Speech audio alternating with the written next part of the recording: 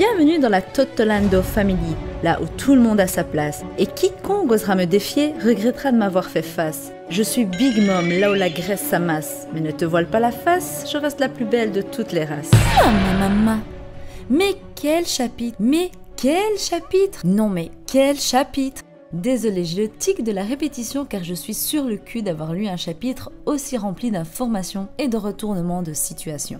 Autant vous dire que c'est mal barré pour l'alliance Samurai Ninja Kaizoku Minx. Bon, ce n'est pas vraiment l'ordre des mots, mais c'est difficile à retenir. Oui, c'est mal barré. On passe à la review du chapitre et je vous donnerai mon avis en même temps. Et les théories concernant la suite de cet arc grandiose qu'est Wano Kuni à la fin de la review. Le chapitre débute à Ringo, on poursuit les événements sur lesquels on s'est quitté au chapitre 953. On retrouve Zoro face à Hiyori et à sa proposition. Celle-ci explique qu'Oden était également un homme qui avait un style de combat à deux épées, à savoir un samouraï utilisant le Nitori. Il se peut donc que ce soit lui qui soit inspiré du fameux samouraï Miyamoto Musashi.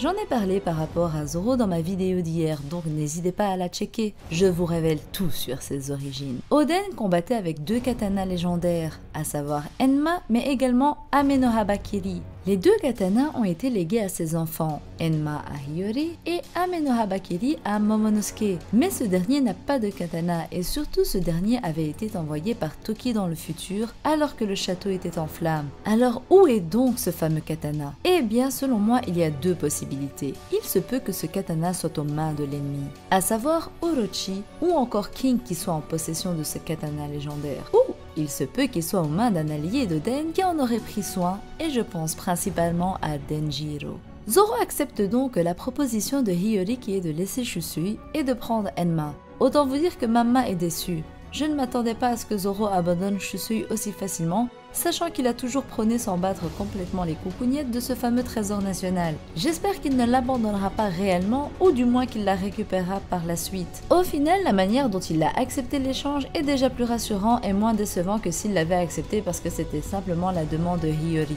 Là, il l'accepte parce que au final, c'est comme s'il n'accordait pas d'importance à Shusui, vu qu'il dit que tant qu'il a un katana en retour, ça lui suffit. Après avoir accepté le deal, Zoro prévoit d'aller visiter la tombe de Ryuma, vu qu'il l'a battu lorsqu'il était un zombie. Kawamatsu pense que Zoro a eu un rêve par rapport à ce fameux combat dont parle Zoro. En parlant de Zoro, j'ai oublié de vous parler d'un élément important le concernant et concernant ses origines. J'avais théorisé que ce dernier venait de Wano Kuni. Eh bien j'ai d'autres détails dont j'ai oublié de vous parler. Déjà lorsque Kaido avait attaqué Ringo il y a 20 ans, Zoro avait 1 an, donc il fait potentiellement partie d'un navire qui aurait pu prendre la fuite à ce moment-là et qui a été à East Blue. Sachant également que Zoro en espagnol veut dire renard, ça concorde également avec Onimaru qui est le renard de compagnie du daimyo de Ringo. C'était des détails que j'avais oublié de mentionner. Si jamais vous n'avez toujours pas vu la vidéo sur les origines de Zoro, je vous invite à la voir. En parlant de ses origines, Kawamatsu évoque le fait que Zoro n'est pas d'origine connue lorsque Hiyori lui propose d'avoir Enma. Il lui dit exactement comment tu peux le donner si facilement à quelqu'un dont les origines sont inconnues. Est-ce que ce ne serait pas là un indice pour nous dire qu'Oda va bientôt répondre à cette question? On passe alors à la Flower Capital, on retrouve Law qui se retrouve libéré et qui est en position de force par rapport à Hawkins. Il lui tire les vers du nez et lui demande ce qu'il s'est passé avec sa fameuse alliance. Hawkins parle alors à Law et lui explique qu'il était obligé de se mettre sous le commandement de Kaido pour avoir la vie épargnée. Effectivement, alors qu'ils avaient fait une alliance avec Appo, ce dernier était déjà sous les ordres de Kaido et a trahi l'alliance qu'il a faite avec Hawkins et Kid. Kaido est sans cesse à la recherche d'une armée invincible, il est toujours à la recherche de force de frappe. Mais si quelqu'un ne se soumet pas à lui, il ne le tue pas, mais cherche à les briser comme il l'a fait avec Kid et Killer. Hawkins fait alors un commentaire à Law concernant son alliance avec les Mugiwara. Il dit que leur alliance se passe plutôt bien mais pose la question suivante. Qu'en est-il à présent? As-tu changé d'avis? Ce à quoi Law répond. Ce ne sont pas tes affaires. Law dit alors à la personne qui l'a libéré, si me laisser partir fait partie de ton plan, alors je n'ai rien à redire. Mais qui est donc cette personne? Pourquoi cette personne qui est du camp opposé a libéré Law? Hawkins d'ailleurs en voyant cette personne en conclut que Law a abandonné son alliance avec les Mugiwara. Eh bien il s'agit sans grande surprise de Kyoshiro.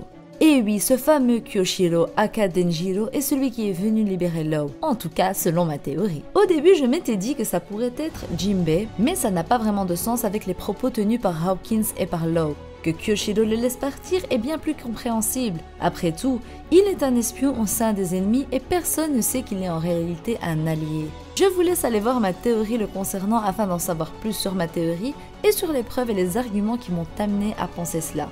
Il se peut également que ce soit Drake qui soit celui qui l'ait libéré. Ce serait intéressant si celui-ci était un traître par rapport à Kaido et que comme Hawkins, il n'avait pas d'autre choix que de se plier aux ordres de Kaido pour survivre. À Udon, on retrouve Luffy qui se fait toujours entraîner par Hyogoro. Et oui, il n'y a pas de temps à perdre. Il s'entraîne à taper contre une énorme plaque d'acier afin de travailler son acquis de l'armement. Alors qu'il restait 7 jours avant le raid au début du chapitre, il n'en reste désormais plus que 5. À Kuri, on retrouve Kinemon qui contacte toutes les grandes têtes, on va dire, de la rébellion afin de leur donner les signes à ajouter sur le plan que Yasube a changé. Tout le monde comprend directement et c'est sur quoi rebondit Nami. Quel est le sens de ces traits? Eh bien tout simplement ces nouveaux traits ont changé la localisation à laquelle ils vont se retrouver. Un coup de poker de Yasube qui a l'air de fonctionner à premier abord. Mais il ne faut pas oublier qu'il y avait un traître parmi les alliés d'Oden et que ce traître pourrait potentiellement comprendre ce message. Par la suite, Kinemon dit qu'ils ont pu réunir 7 vassaux du clan Kozuki. Ce chiffre m'avait paru bizarre car il disait qu'il manquait que Denjiro dont il n'avait pas de nouvelles. Mais je me suis vite rappelé que Nekomamushi n'était toujours pas arrivé à Wano Kuni. Ces derniers vont d'ailleurs commencer à préparer un plan d'attaque car le temps manque. Par la suite, Oda tend à nous montrer les 2 façons de rentrer à Wano Kuni. Il y a la méthode avec les carpes qui tirent les bateaux pour y rentrer, c'est celle qu'ont utilisé les Mugiwara ou encore Big Mom et son équipage avant d'être repoussés. Et il y a également une autre entrée, une entrée derrière une cascade, mais celle-ci est bien protégée et se trouve juste en dessus de Hakumai. Mais ce n'est pas totalement vrai, il n'y a pas que 2 entrées pour Wano Kuni. Il ne faut pas oublier que Big Mom et Luffy se sont échoués sur une île à côté de Kuri en ayant été emportés par l'eau. De ce fait, ça ne me semble pas irréel que d'autres atterrissent via ce chemin-là, et surtout, pourquoi pas grâce à l'aide d'un équipement de bulles autour du bateau. Retournons à Hakumai justement, on y découvre Appo revenu pour le banquet spécial et également ceux qu'on appelle les Numbers. C'est un groupe de subordonnés de Kaido qui est entièrement composé de vrais Zoan, contrairement aux Gifters et aux Pleasures qui sont composés uniquement de Smiles. En tout cas, c'est ce qui avait été dit dans les spoils et cela aurait été juste trop top, mais personnellement je n'ai pas vu d'indication dans le chapitre concernant leurs fruits du démon. Sachant que Appo est également un Number, d'après ce que l'on comprend, mais qu'il ne possède pas de Zoan. Au vu de leur chara design, on ne peut les catégoriser que de monstres pour l'instant.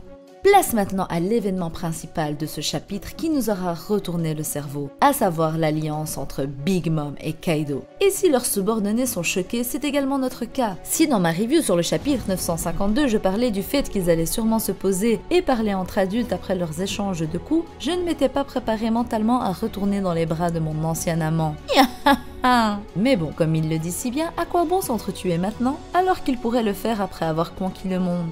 Mais combien de temps cette alliance va-t-elle durer? Eh oui, Big Mom et Kaido sont tous les deux saouls et on connaît leur bipolarité, surtout celle de Kaido. Si un soir saoul il veut mourir, le lendemain il veut vivre et conquérir le monde.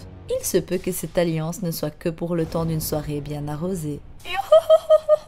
Et ce serait mieux comme ça, parce qu'après tout, comment faire pour combattre 2 énormes Yonko et leur flotte? Déjà que de base, l'Alliance et les Mugiwara se sont décidés à combattre Kaido, on s'est posé maintes questions sur le déroulement de ce combat, et surtout de savoir comment ils allaient arriver à battre la créature monstrueuse qu'est Kaido. Maintenant que Big Mom est à ses côtés, c'est encore pire. C'est pour cela que, selon moi, Big Mom ne restera pas longtemps alliée à Kaido, malgré leur bonne entente.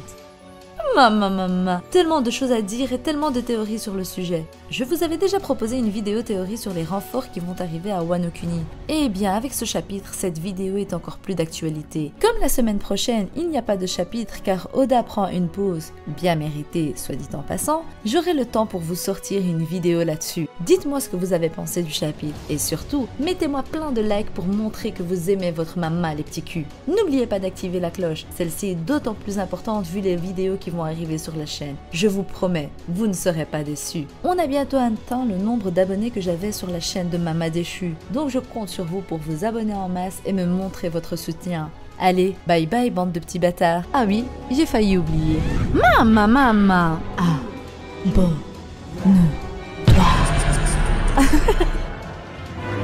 Je suis Big Mom, je suis Big Mom. Je te bouffe ta race, même si tu t'abonnes. Tu veux que je prenne du poids? Abonne-toi. Et le pouce bleu pour mettre le feu.